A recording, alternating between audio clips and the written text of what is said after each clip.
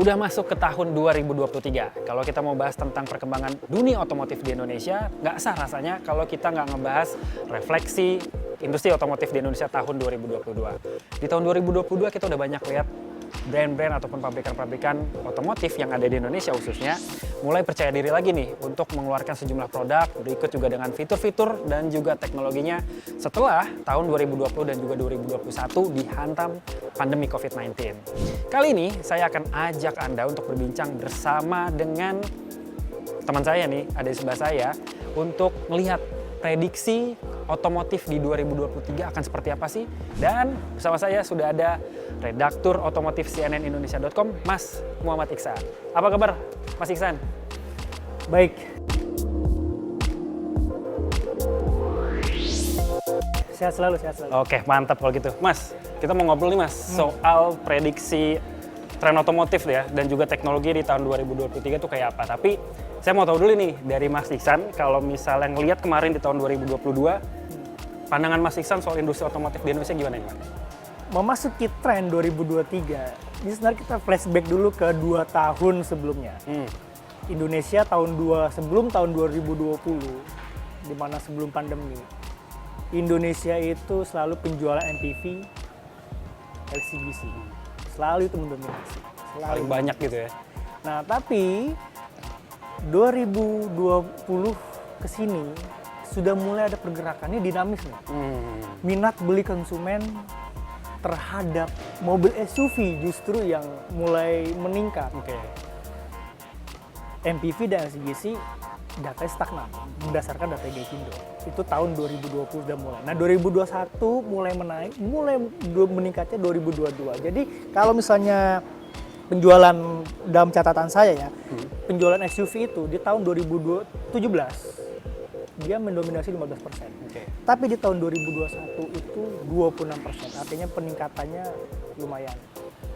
Bahkan ada kelas-kelas baru juga ya, kayak misalnya kita ya sebut aja ada kelasnya Kia Sonet, Toyota Race, dan juga Daihatsu Rocky. Itu kan kayaknya kelas baru kan, sebelumnya nggak ada kelas itu kan? Bener, karena mereka di brand itu melihat ada celah, ada ceruk di situ yang wah ini potensi nih di pasar Indonesia nih, mau tidak mau yang tadinya kayak Razer Rocky kan awalnya kan di Jepang.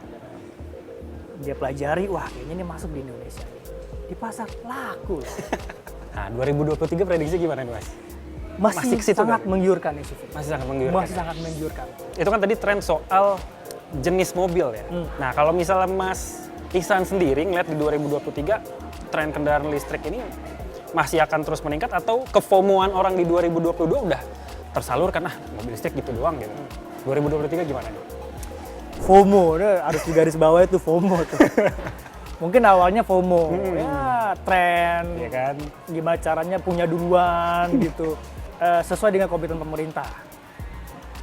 Selalu ngomongin soal mobil elektrifikasi, yaitulah mobil hybrid, plug-in hybrid, dan juga murni baterai.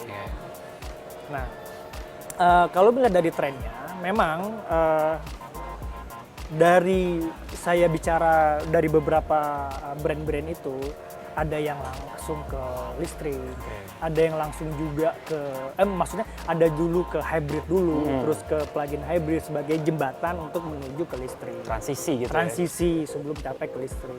Apalagi pemerintah sudah menyiapkan subsidi ya, subsidi kendaraan elektrifikasi untuk hybrid dan listrik. Ada beberapa persyaratan yang mau dibuat pemerintah untuk kendaraan yang menerima subsidi. Nah, itu saya yakin akan mendongkrak pasar kendaraan elektrifikasi di Indonesia. Tapi itu udah ketok palu belum ya? Belum ya? Tapi kemungkinannya gimana kalau Mas? Masih dibuat juknisnya kan. Memang kan ada beberapa persyaratan. Salah satunya adalah produksi lokal gitu ya? Produksi lokal, udah pasti. Karena kendaraan listrik itu meningkatnya, kendaraan elektrifikasi ya, meningkatnya tahun 2002 itu 500%. Dari yang jual wholesale-nya 3.000-an, itu meningkat tahun 2022 itu menjadi 20.000, sekitar 20.000-an. 20.000-an. Gila tuh. Banyak. Nah, otonomous juga menarik nih Mas. Nah, prediksinya di 2023 gimana nih, Mas? Karena kan kalau kita dulu berkaca nih, saya nemuin fitur otonomus itu cuma ada di mobil-mobil Eropa, ya. Harga 500 juta ke atas lah. Masih akan terjadi, Mhm. tapi semi otonomos ya. Ya. Kan ada grade-grade-nya kan, Ah. 1, 2, 3, 4 sampai yang benar-benar fully otonomos.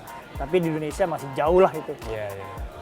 Masih jauh untuk menerapkan teknologi seperti itu kan, karena infrastrukturnya juga belum siap. Habit berkendara. Habit ya. berkendaranya juga.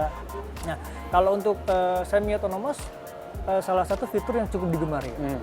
Dulu yang kita pikir waktu mahal tuh, Iya. ya, nggak mungkin lah kita bisa beli di harga mobil, tapi nyatanya sekarang ada di mobil di bawah 400 juta. Iya, 400 juta bahkan ya. 10 juta, tapi semi otonomos. Dia hanya lane departure warning segala macam, dia hanya sekedar lane keep assist, dia hanya juga pengingat segala macam. Tapi itu menarik menurut saya karena itu untuk meningkatkan keselamatan berkendara. Berarti bakal jadi fitur jamak dong ya ke depannya ya. Iya 2023 gimana? Bakal banyak nih? Nah itu dia 2023 kita belum bisa lihat nih, artinya model-model apa yang mau diluncurin sama produsen-produsen kan. Tapi yang jelas kalau misalnya udah model yang mahal yang bakal masuk ke Indonesia yang sudah diluncurin di luar, ya Pasti ada.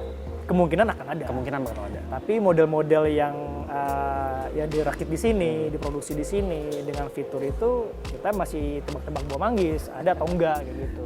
Dan itulah tadi ngobrol-ngobrol santai saya bareng dengan redaktur otomotif CNN Indonesia, Mas Iksan atau Muhammad Iksan, terkait pandangannya tentang prediksi otomotif di 2023. Mas Iksan bilang katanya kendaraan-kendaraan berbasis energi listrik ini akan semakin banyak, dan yang paling utama adalah teknologi-teknologi ataupun fitur semi otonomus ini bakalan semakin jamak ditemukan di kendaraan-kendaraan dengan range harga di bawah 400 ataupun 300 juta rupiah. Kita berharap industri otomotif Indonesia akan terus maju dan memberikan manfaat kepada masyarakat Indonesia.